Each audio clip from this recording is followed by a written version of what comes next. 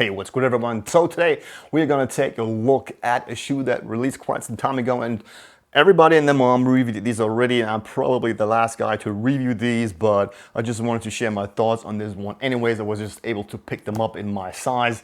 It is the New Balance BB550 SE1. This is the general release of the 550, which of course gained a lot of popularity through the Aime Leon Dore releases, and we're gonna take a look at these guys right after the break.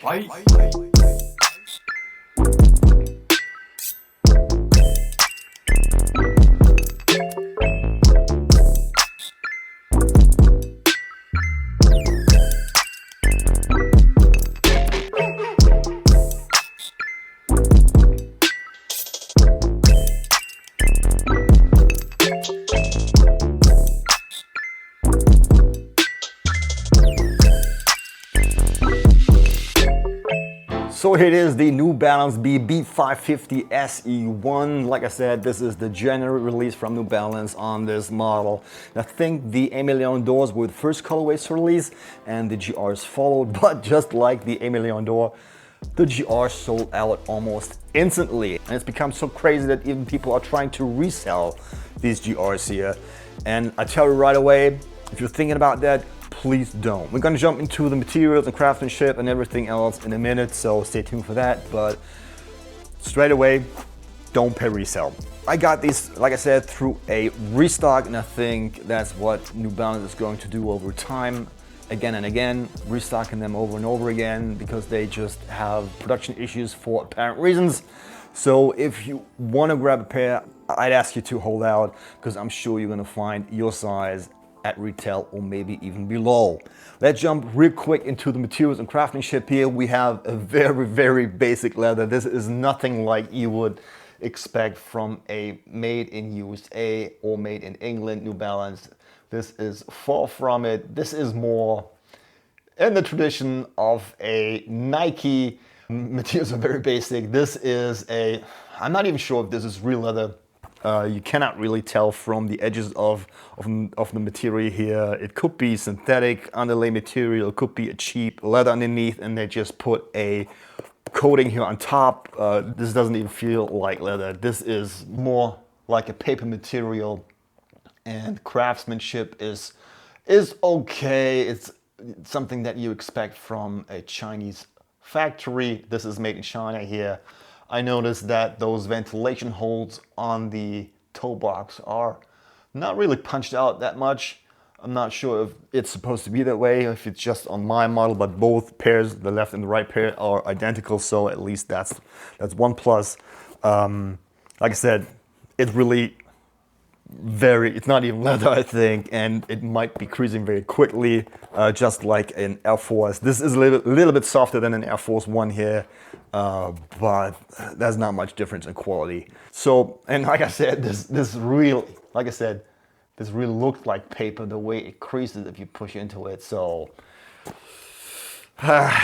but despite all quality, I do like this shoe quite a bit, I have to admit. Let's stick with the craftsmanship here a little. I do have a little bit of glue here on the outside and on the inside of the shoe where the plastic support on the heel cup is in red. You can see that maybe peeping through.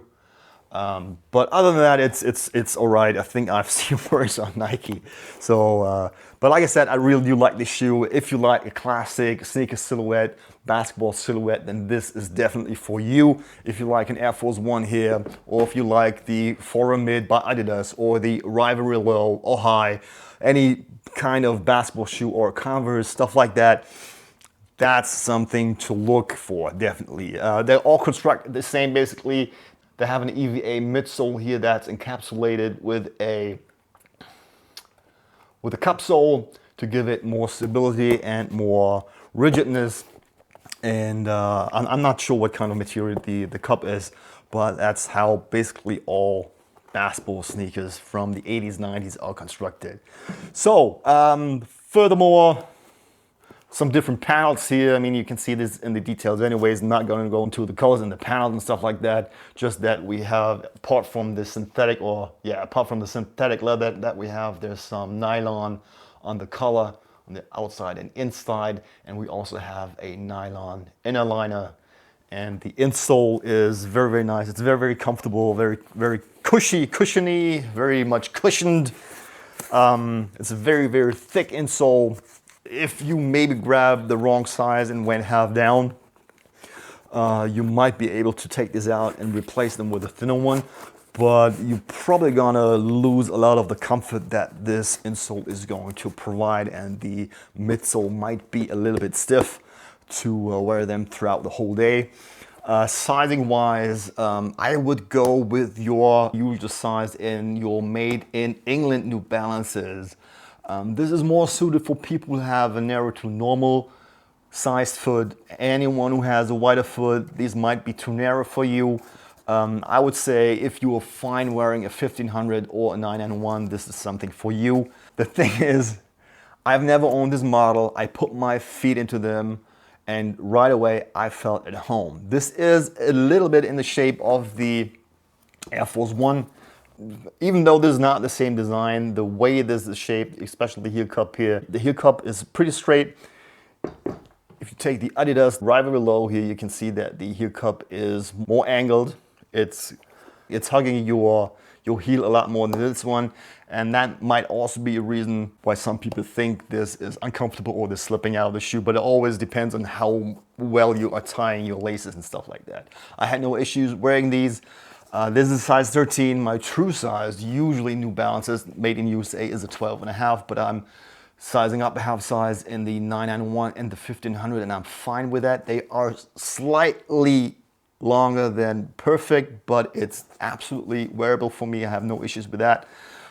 Maybe because they are a little bit more narrow than usual, but it's not too long for me at least. So, but I think if you're going with your made in England size in these made in China shoes, you should be perfectly fine. I really like the outsole. It's very, very durable, it seems. It's not a soft rubber. It seems to last a very long time, which I really, really like, because this will give you a lot of pleasure over many years, I think. And one thing I noticed is the imprint of the 550 on the outside here. It's printed on. Same thing goes for the New Balance logo at the heel. It's also printed on. I would have expected this to be a stitching. It isn't.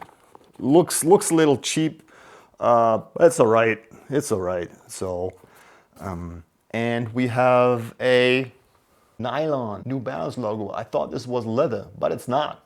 It's a nylon, but different kind of material than you find on the heel cup here. And then we have nylon tongue here, as you can see, and that is basically it. Some people complain that these are heavy. They are a little bit more heavy like a running shoe, of course, but they're not more heavy like a Air Force One, maybe even lighter than an Air Force One. This Adidas here is a little bit lighter, I think, but it's nothing that you would really notice over time if you're wearing them a whole day. At least it gives you a little bit of workout. So. And that's basically it for today with the New Balance BB550 SE1. I think I was babbling more than I intended to, but I hope you found all this information useful. So thank you very much for watching, and I hope I'm gonna see you in the next video. Until next time, bye-bye. Bye.